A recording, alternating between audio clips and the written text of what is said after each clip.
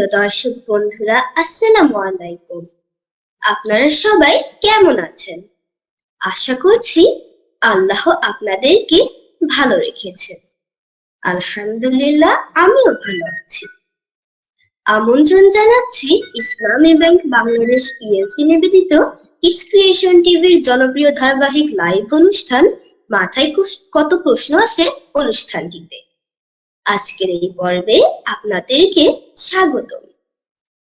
প্রিয় দর্শক বন্ধুরা, চলুন আমরা পরিচিত হয়ে নিই আমাদের আজকের অতিথিদের সঙ্গে। আজকের অনুষ্ঠানে বিশিষ্ট অতিথি হিসেবে আমাদের সঙ্গে যুক্ত আছেন বিশিষ্ট ইসলামিক স্কলার ও মিডিয়া ব্যক্তিত্ব, ধানমন্ডি সোবহানবাগ জামে মসজিদের সম্মানিত খতিব শাহ মোহাম্মদ ওয়ালিউল্লাহ। আসসালামু আলাইকুম ওয়া রাহমাতুল্লাহি ওয়া বারাকাতুহু। ওয়া আলাইকুম আসসালাম ওয়া রাহমাতুল্লাহি ওয়া বারাকাতুহু। আপনি কেমন আছেন? আলহামদুলিল্লাহ রাব্বিল আলামিন। আদিয়ান সামিন কেমন আছেন? আলহামদুলিল্লাহ, আল্লাহর রহমতে ভালো আছি। কিডস ক্রিয়েশন টিভির আজকের এই অনুষ্ঠানে আপনাকে স্বাগতম। প্রিয় দর্শক বন্ধুরা, এছাড়াও ছোট্ট বন্ধুরা যারা আজকের পর্বে প্রশ্ন করবে তারা হলো তাজকিয়া জান্নাত তাহিনা, তাজকিয়া ইল্লিন চৌধুরী, ইউশরা আজিজ মাহিরা, রাহিক হাসান ও আফিফ ফারজান রিয়ান। আর সঞ্চালনায় আছি আমি আদিয়ান সামিন। ছোট্ট বন্ধুরা, আজকের অনুষ্ঠানে তোমাদেরকে স্বাগতম। প্রিয় দর্শক, আর কথা না বাড়িয়ে চলে যাচ্ছি মূল পর্বে। আজকের অনুষ্ঠানে প্রথম প্রশ্ন করবে তাজকিয়া জান্নাত তাহিনা। আসসালামু আলাইকুম স্যার, আপনার কেমন আছেন? আলহামদুলিল্লাহ রাব্বিল আলামিন। তাজকিয়া জান্নাত কেমন আছেন? আলহামদুলিল্লাহ, আমিও ভালো আছি। আব্বু আম্মু সবাই ভালো? আমার কাছে আমার প্রথম প্রশ্ন, নামাজের আগে কেন বাধ্যতামূলক ওযু করতে হয়? মাশাআল্লাহ মাশাআল্লাহ। তাজকিয়াকে অনেক অনেক মোবারকবাদ। খুবই গুরুত্বপূর্ণ প্রশ্ন করেছে, যে প্রশ্নের দ্বারা আমরা অনেকেই শিখব।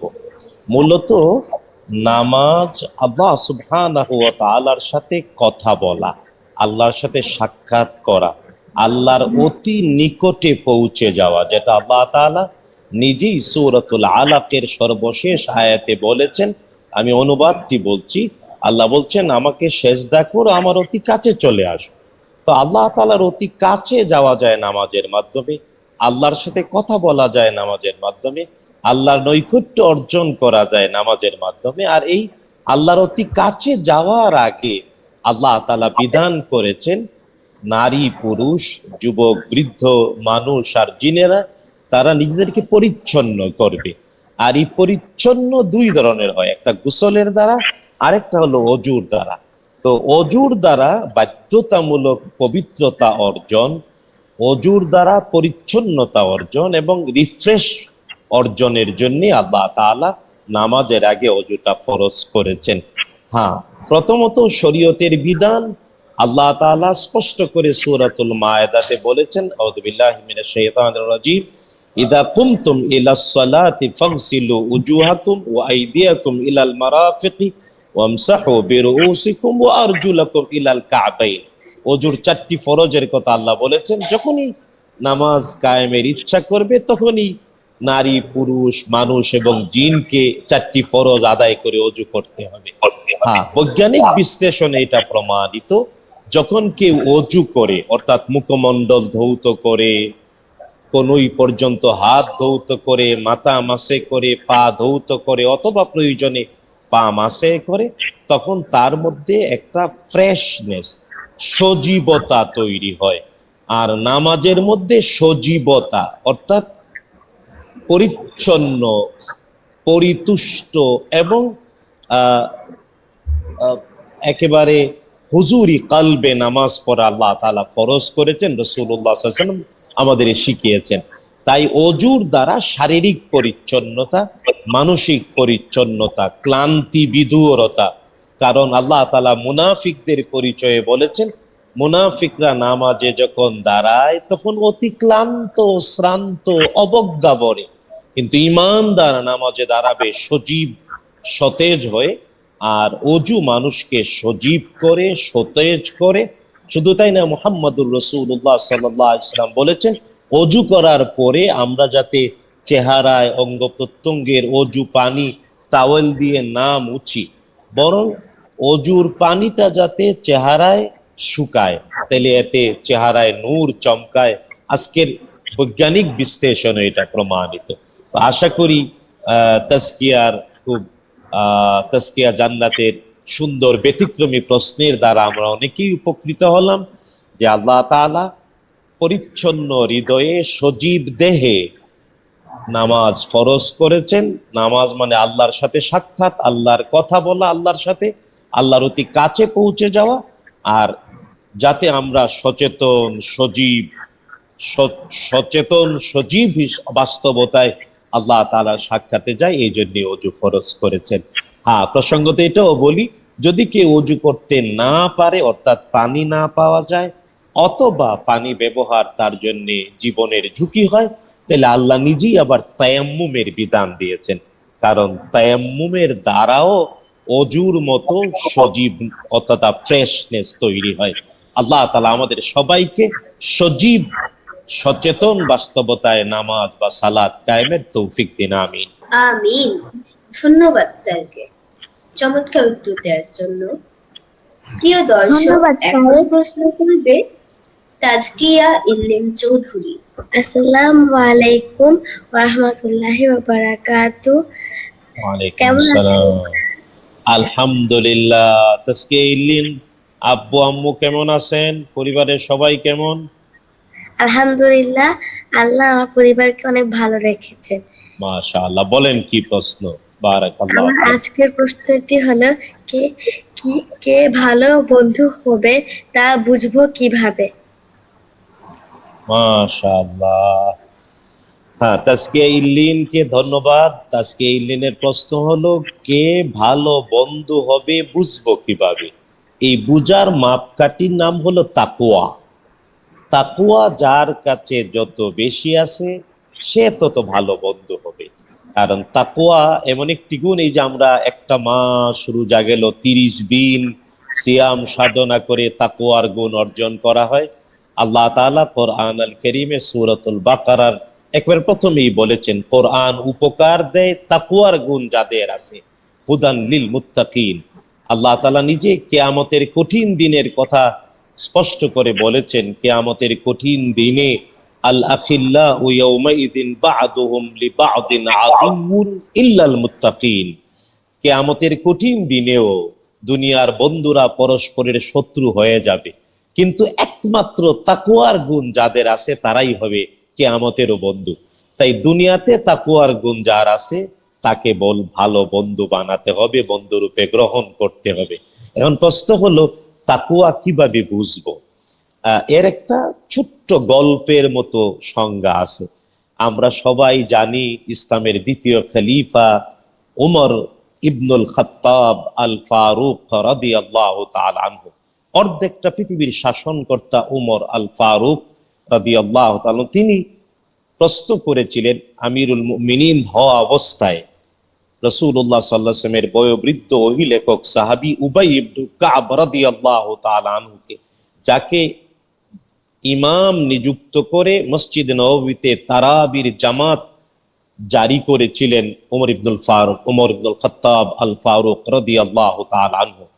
তো যখন উবাই ইবনে কাব রাদিয়াল্লাহু তাআলা প্রশ্ন করলেন আমিরুল মুমিনিন উমর ইবনুল খাত্তাব রাদিয়াল্লাহু তাআলা, হে উবাইয়ের পুত্র কাব, আমাকে বলুন তাকওয়া কাকে বলে?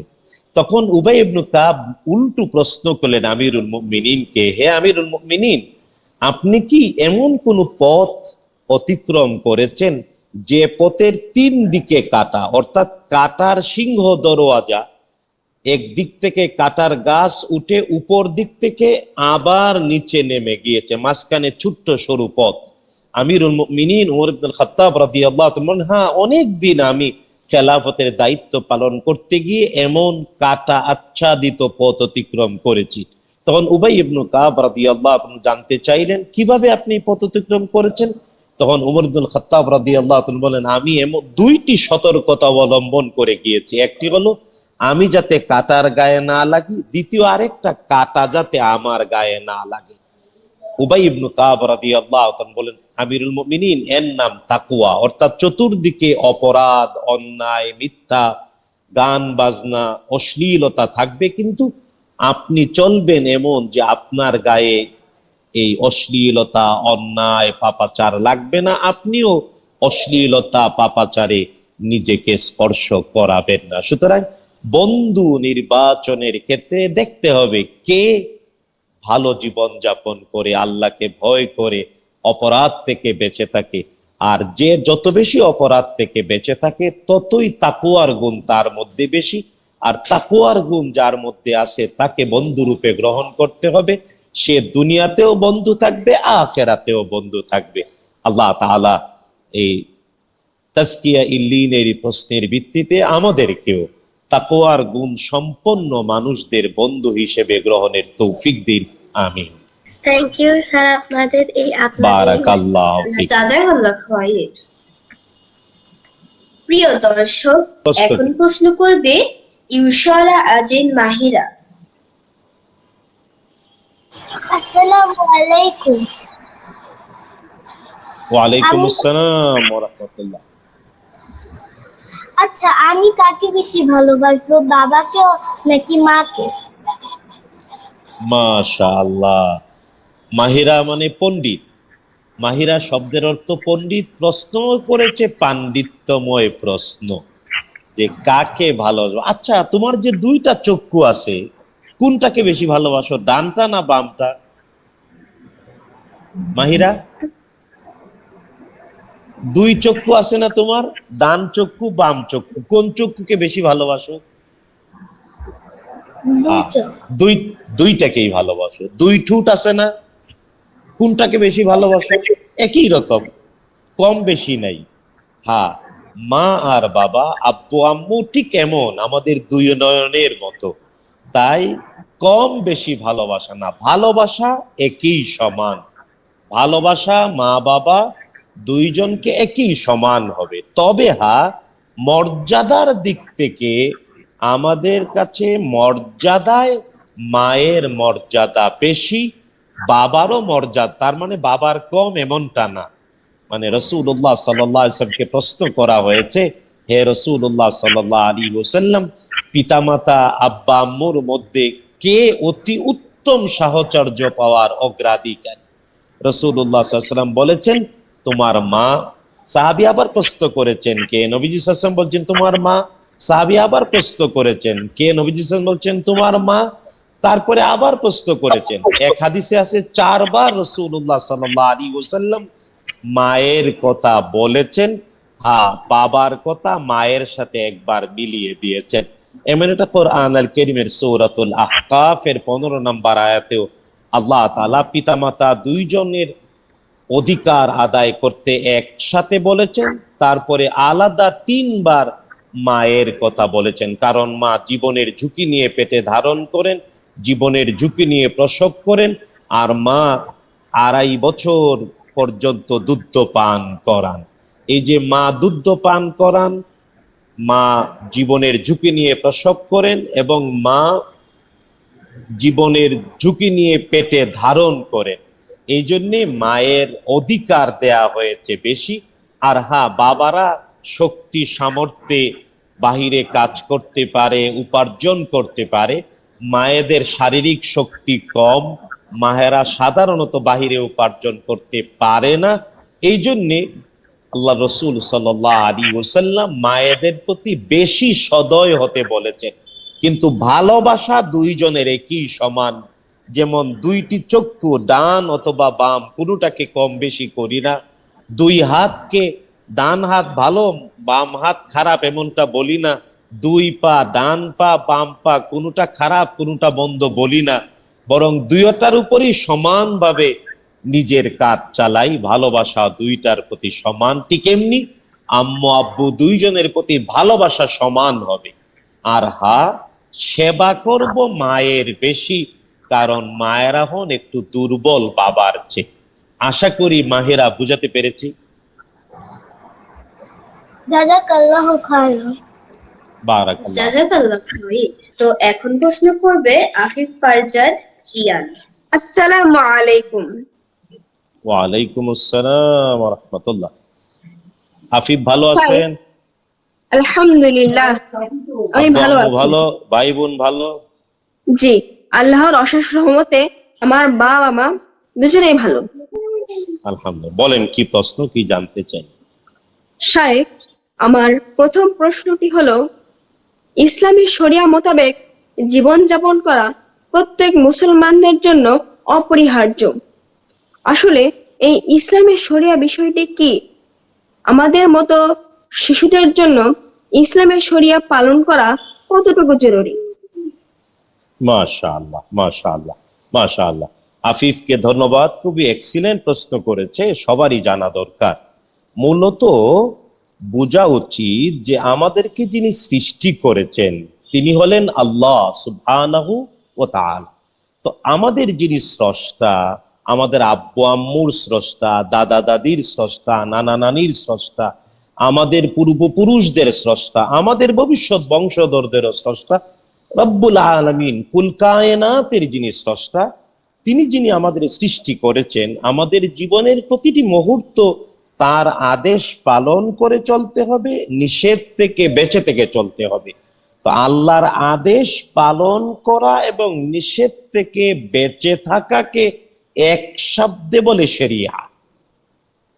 আল্লাহর আদেশ সমূহ পালন করা, নিষেধ সমূহ থেকে বেঁচে থেকে জীবন চালানো, এটাকে এক শব্দে বলে শরিয়া। শরিয়া মানে আইন, বিধিবিধান। তবে হ্যাঁ, সকল আইন কানুনকে শরিয়া বলে না।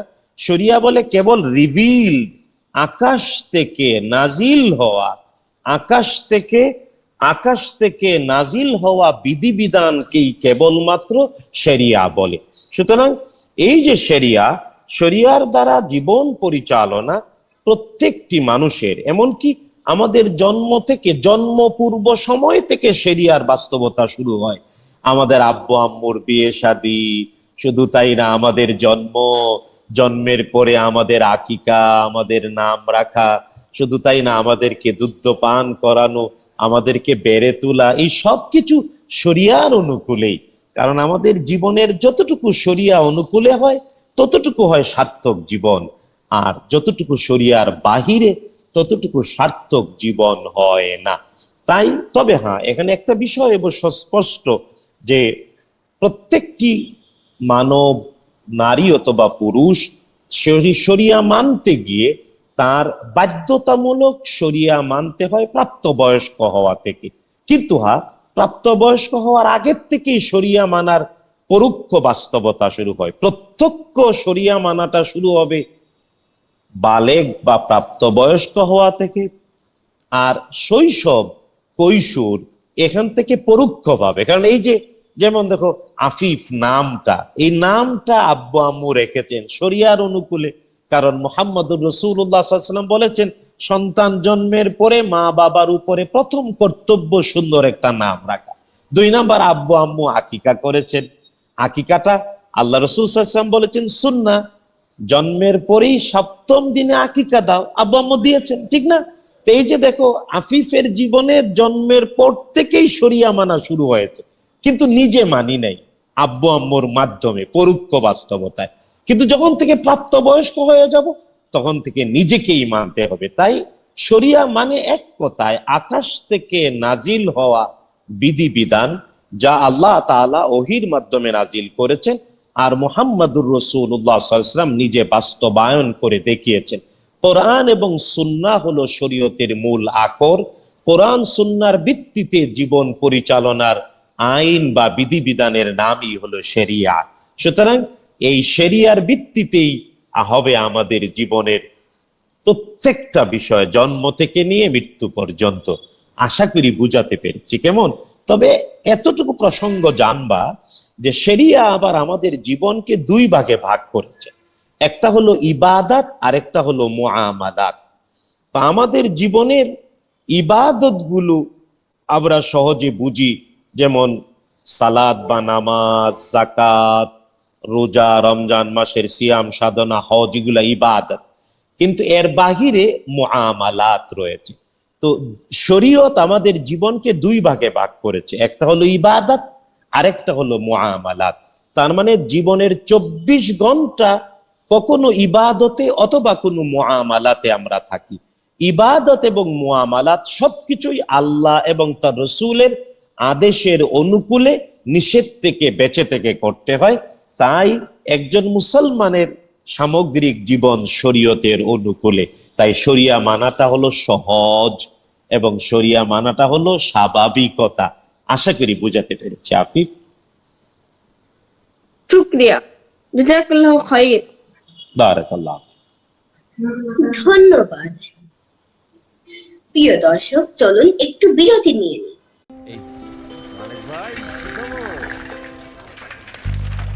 না, নতুন কোনো খবর নাই, সব সেম সেম। এই যে শুধু নতুন না, গরম খবর, এম ক্যাশ। এখন এম ক্যাশে সবচেয়ে কম ক্যাশ আউট চার্জ। হাজারে মাত্র 13 টাকা 90 পয়সা। বলো কি, মাত্র 13 টাকা 90 পয়সা? জি, প্রতিদিনের লেনদেনে এম ক্যাশ। M cash. প্রিয় দর্শক, বিরতি শেষে আবার ফিরে এলাম আপনাদের মাঝে। এতক্ষণ সাথে থাকার জন্য ধন্যবাদ। এখন চলে যাচ্ছি ছোট্ট বন্ধুদের কাছে তাদের দ্বিতীয় প্রশ্ন শোনার জন্য। এ পর্যায়ে প্রশ্ন করবে তাজকিয়া জান্নাত তাহিনা। হাই, আপনার কাছে আমার দ্বিতীয় প্রশ্ন। আমি শুনেছি শয়তান আমাদের কখনো কখনো ভালো কাজের মাধ্যমেও ধোঁকা দেয়। আমরা কি করে বুঝবো যে কোনটা শয়তানের ধোঁকা আর কোনটা আসলেই ভালো কাজ? ধন্যবাদ। মানে তাজকিয়া জান্নাতকে খুবই গুরুত্বপূর্ণ প্রশ্ন করার জন্য মোবারকবাদ। শয়তান ভালো কাজের কথা বলেও ধোঁকা দেয়, এর সবচেয়ে বড় প্রমাণ জান্নাতে আমাদের পিতামাতা আদম এবং হাওয়া আলাইহিমুস সালাম যখন আল্লাহ তাআলা তাদেরকে বলেছিলেন একটা গাছের কাছে না যেতে এবং এর ফল না খেতে, তখন শয়তান এসে তাদেরকে বলল, জানো আল্লাহ কেন তোমাদের নিষেধ করেছেন এই গাছের কাছে যেতে, ফল খেতে? মিথ্যা কথাকে সত্যের প্রলেপ দিয়ে ধোঁকা দিল। বলল, ইল্লা আন তাকুনা মালাকাইনি আও তাকুনা মিনাল খালিদিন, যদি তোমরা এই নিষিদ্ধ গাছের কাছে যাও, এর ফল খাও, তাইলে তোমরা ফেরেশতা হয়ে যেতে পারবা, মানুষ আর থাকবা না, প্রকৃতি পরিবর্তন হয়ে যাবে। আও তাকুনা মিনাল খালিদিন, অথবা তোমরা হয়ে যাবা জান্নাতি, চিরস্থায়ী, দুনিয়ায় যাওয়া লাগবে না। তার মানে এটা দৃশ্যত বলেছে ভালো কথা, এবং এই কথা শুনেই আদম হাওয়া পটে গেলেন। তার মানে বলেছে ভালো কথা, কিন্তু এটা আসল ভালো না। কারণ আল্লাহ তাআলা আদম আলাইহিস সালামকে সৃষ্টি করার আগেই বলেছিলেন, ইন্নী জাইলুন ফিল আরদি খলিফা, আমি পৃথিবীর জন্যই তোমাদের তৈরি করেছি, পৃথিবীতে খলিফা হিসেবে। পৃথিবীতে খলিফা হিসেবে আল্লাহ তৈরি করেছেন আদম এবং হাওয়া আলাইহিস সালামকে, সুতরাং পৃথিবীতে আসতেই হবে। কিন্তু শয়তান বলল, না, এই গাছের কাছে গেলে, ফল খেলে তোমরা ফেরেশতা হয়ে যাবা, অথবা দুনিয়ায় যাওয়া লাগবে না, জান্নাতেই থেকে যেতে পারবা। তার মানে বেশি ভালো ভালো না। তার মানে ভালোটাও বুঝতে হবে কোরআন এবং হাদিসের ভিত্তিতে, শরিয়ার অনুকূলে। তাই যখন এমন কোনো বিষয় কেউ বলবে, শয়তানের ওয়াসওয়াসা, যে কোরআন এবং হাদিস এত ভালো বলে না, তাহলে বুঝতে হবে এটা শয়তানের ধোঁকা। যেমন কি, মানে আল্লাহ এবং তার রাসূল বলেন নাই, ধোঁকা দিয়ে শয়তান এমন অনেক কথা বলতে পারে। যেমন মানে উদাহরণ দিচ্ছি একটা বুঝার জন্য তোমাদেরকে। বাংলাদেশে একবার, এটা অনেক বছর আগে, তোমাদের অনেকের জন্মের আগে, বাংলাদেশে একবার বাংলাদেশের 63টা জেলায় বোমা হামলা হয়েছিল। জেএমবি, জমিয়াতুল মুজাহিদিন বাংলাদেশ নামে একটা গ্রুপ 63টা জেলায় বোমা মেরে তাদের অস্তিত্ব স্বীকৃতি দিয়েছিল।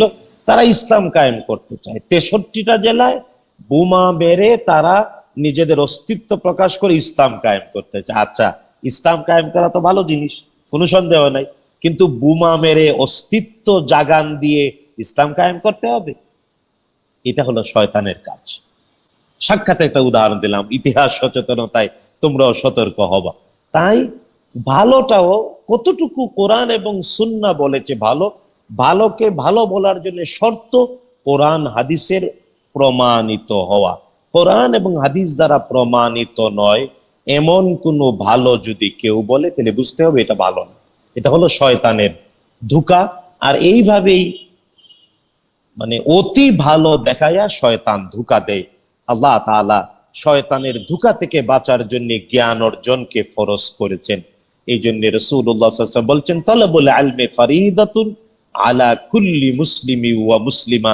প্রত্যেক মুসলিম নরনারীর জন্য জ্ঞান অর্জন করা ফরজ। কতটুকু জ্ঞান অর্জন? যে জ্ঞান দিয়ে ভালোকে ভালো, মন্দকে মন্দ। কতটুকু ভালো কতটুকু মন্দ কোরআন এবং সুন্নাহর জ্ঞান দিয়ে যাচাই করে নিতে হবে, তাইলে শয়তান আর ধোঁকা দিতে পারবে না। আশা করি বোঝাতে পেরেছি। জাযাকাল্লাহ সাহেব, আপনাকে অনেক ধন্যবাদ আমার প্রশ্নটি এভাবে বুঝিয়ে দেওয়ার জন্য। ধন্যবাদ। প্রিয় দর্শক, এখন প্রশ্ন করবে তাজকিয়া ইল্লিন চৌধুরী। আমার 2 নাম্বার প্রশ্নটি হলো, স্কুলে যারা আমাদেরকে অপছন্দ করে এবং বিরক্ত করে তাদেরকে আমরা কিভাবে হ্যান্ডেল করব? বহুত শুক্রিয়া, ধন্যবাদ। আজকে এই লিনকে আমাদের এই গুণে ধরা সমাজের একটা দুঃখজনক বাস্তবতা তুলে ধরেছে। এটা অভিভাবক হিসেবে আমাদের জন্য লজ্জার। আমরা তোমাদের কাছে ক্ষমা চাই, আল্লাহর কাছে তৌফিক চাই, আল্লাহ যাতে আমাদের বংশধরদের জন্য স্কুল, রাস্তাঘাট, সমাজের পরিবেশ অনুকূল করার তৌফিক দেন, এবং যারা সরকারে আছে বর্তমানে তারাও যাতে এটা করে, আল্লাহ তৌফিক দিন, আমিন। কিন্তু যতদিন এমনটা না হয়, প্রথম হলো নিজেকে সংরক্ষণ রাখা, নিজেকে আল্লাহ এবং তার রাসূলের আদেশের পালনের অনুকূলে পর্দা করা। আল্লাহ এবং রাসূল যা করতে বলেছেন তা করব, যা করতে বলেন নাই তা করব না।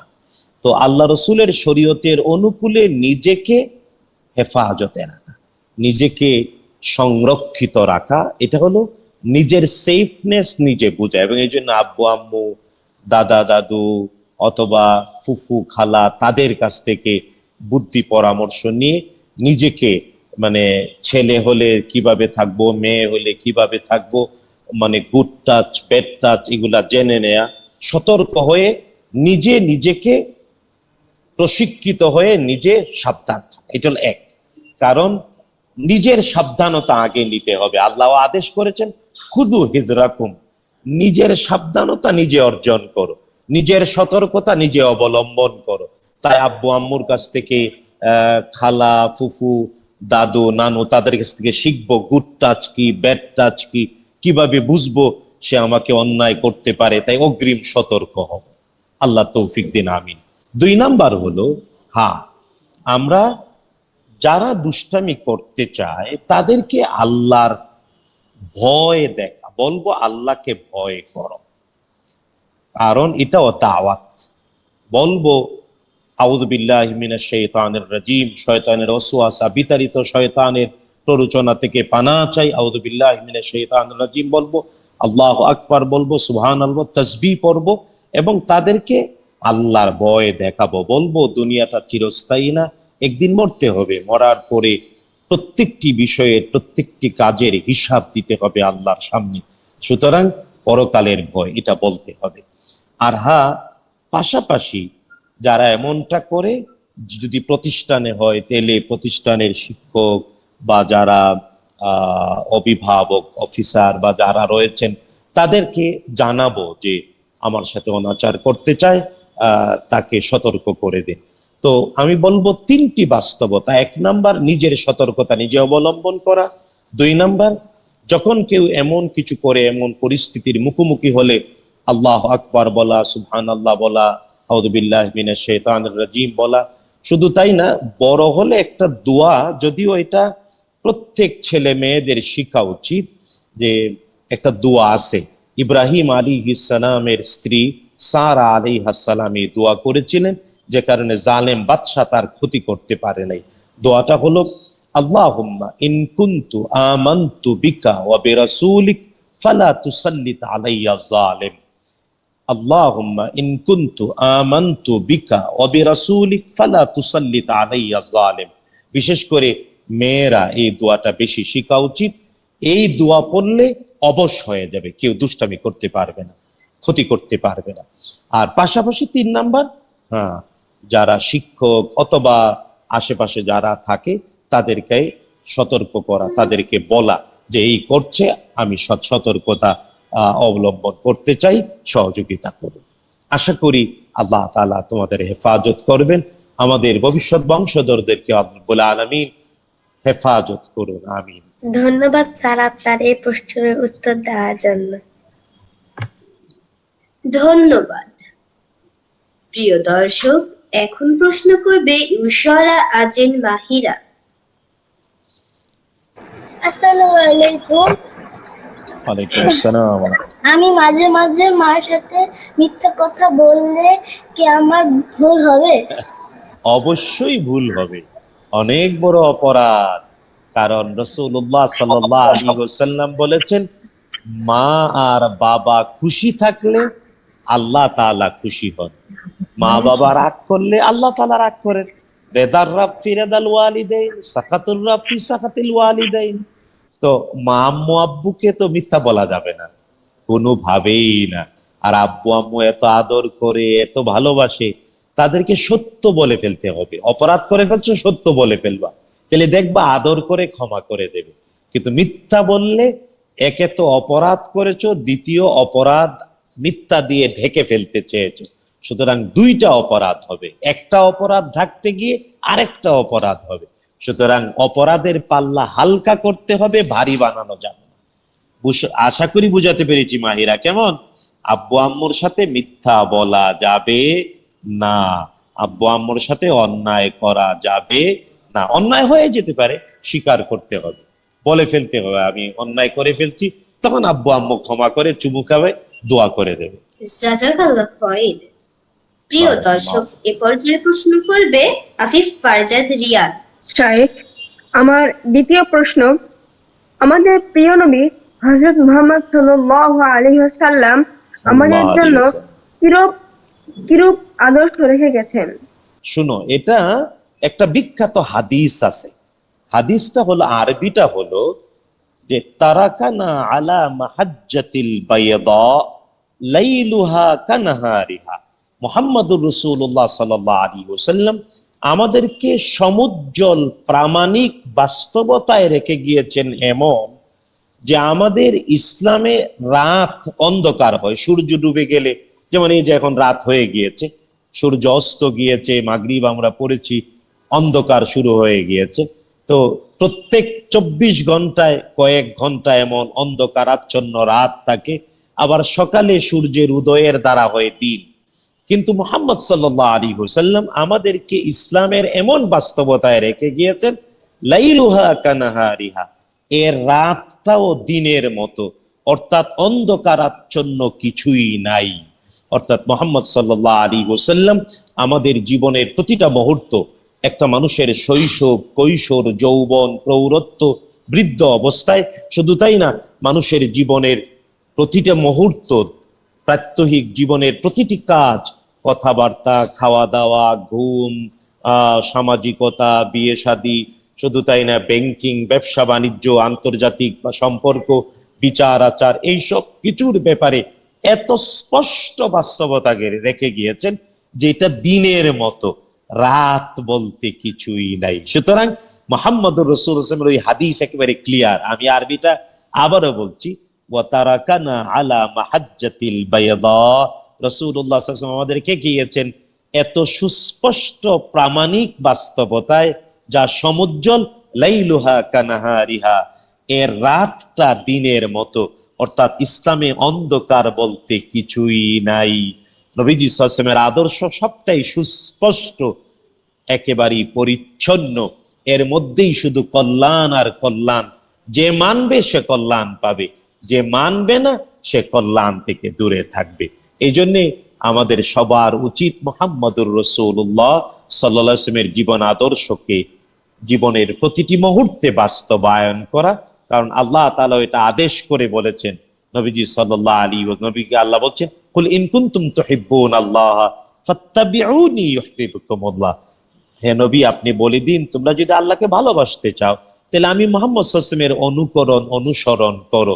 নবীজি সাল্লাল্লাহু আলাইহি ওয়াসাল্লামের জীবনের প্রতিটি মুহূর্ত তার অনুসরণ করলেই আল্লাহ তাআলার ভালোবাসা পাওয়া যাবে, আল্লাহ সকল অপরাধ ক্ষমা করে দেবেন। সুতরাং রাসূলুল্লাহ সাল্লাল্লাহু আলাইহি ওয়াসাল্লামের জীবন আদর্শ একেবারে পরিচ্ছন্ন। আশা করি আফিক বুঝাতে পেরেছি। তোমার সাথে তোমার ছোট্ট ভাই নাকি? ওর কোনো প্রশ্ন আছে? আসসালামু আলাইকুম। ওয়ালাইকুম আসসালাম ওয়া রাহমাতুল্লাহ। তোমার নাম কি? আমার নাম আফফান ফারহাত রাওহা। মাশাআল্লাহ। তোমার কোনো প্রশ্ন আছে? আলহামদুলিল্লাহ রাব্বিল আলামিন। তোমার কোনো প্রশ্ন আছে? আমি একটা ভালো কাজ করতে চাই। মাশাআল্লাহ। একটা ভালো কাজ যদি করতে চাও তাহলে সবাইকে বলবা আসসালামু আলাইকুম। বলো আসসালামু আলাইকুম। আসসালামু আলাইকুম সবাইকে। হ্যাঁ, সবাইকে বলবা আসসালাম। যখনই যাকে সামনে পাও, যখনই যাকে সামনে পাবা, বৃদ্ধ, যুবক, তরুণ, শিশু যারাই পাবা সবাইকে বলবা আসসালামু আলাইকুম। স্মরণ থাকবে ইনশাআল্লাহ। মাশাআল্লাহ, মাশাআল্লাহ। জি, ধন্যবাদ শাইখকে। শাইখ, আমাদের অনুষ্ঠানের নির্ধারিত সময় শেষ হয়ে গেছে। অনুষ্ঠানটি কি আমরা শেষ করতে পারি? অবশ্যই। তবে আমাদের রাহিক হাসান কোনো প্রশ্ন করলো না তো আজকে। রাহিক, তুমি কি একটি প্রশ্ন করতে চাও? আসসালামু আলাইকুম। জি, আমি ওয়ালাইকুম। প্রশ্ন করব। আমরা আমাদের ঈমান আকীদা কিভাবে দৃঢ় করব? আমাদের ঈমান এবং আকীদা দুইটা জিনিস। তবে ঈমান হলো মূল। ঈমানটা বৃদ্ধি পাবে আমলে সালেহ করার মাধ্যমে। ভালো কাজ যত বেশি করা হবে, অর্থাৎ আল্লাহর আদেশ পালন, নিষেধ থেকে বেঁচে থাকা হবে সুন্নাহর অনুকূলে, অর্থাৎ মুহাম্মাদুর রাসূলুল্লাহ সাল্লাল্লাহু আলাইহি ওয়াসাল্লামের পবিত্র কথা, পবিত্র কাজ, পবিত্র সমর্থন, পবিত্র গুণাবলী তথা সুন্নাহর অনুকূলে আল্লাহর আদেশ পালন, নিষেধ থেকে বেঁচে থাকা যত বেশি করব ঈমান তত বৃদ্ধি পাবে। শুধু তাই না, যখন কোরআনের তেলাওয়াত করব ঈমান বৃদ্ধি পাবে, কোরআন তেলাওয়াত শুনলে ঈমান বৃদ্ধি পাবে। আশা করি রাহিককে বুঝাতে পেরেছি যে আমরা যত বেশি সুন্নাহর অনুকূলে ভালো কাজ করব ঈমান বৃদ্ধি পাবে। যেমন কোরআন তেলাওয়াত করব ঈমান বৃদ্ধি পাবে, কোরআন তেলাওয়াত শুনবো ঈমান বৃদ্ধি পাবে।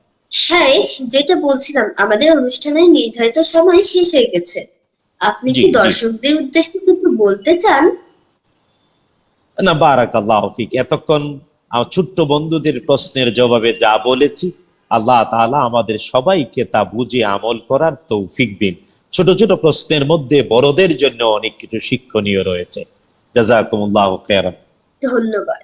সুপ্রিয় দর্শক বন্ধুরা, এতক্ষণ আমাদের সাথে থাকার জন্য আপনাদেরকে ধন্যবাদ। অনুষ্ঠানের নির্ধারিত সময় শেষ হয়ে গেছে, সেজন্য আমরা বিদায় নিচ্ছি। প্রিয় দর্শক বন্ধুরা, আপনাদের সকলকে ধন্যবাদ জানাচ্ছি শাইখকে মূল্যবান সময়টুকু আমাদেরকে দেওয়ার জন্য। ধন্যবাদ জানাচ্ছি ছোট্ট বন্ধুদেরকে সুন্দর সুন্দর প্রশ্ন করার জন্য। আমি আদিয়ান সামিন। আল্লাহ আমাদের সবাইকে ভালো রাখুন, সুস্থ রাখুন। আবারও দেখা হবে। আসসালামু আলাইকুম ওয়া রাহমাতুল্লাহি ওয়া বারাকাতুহু।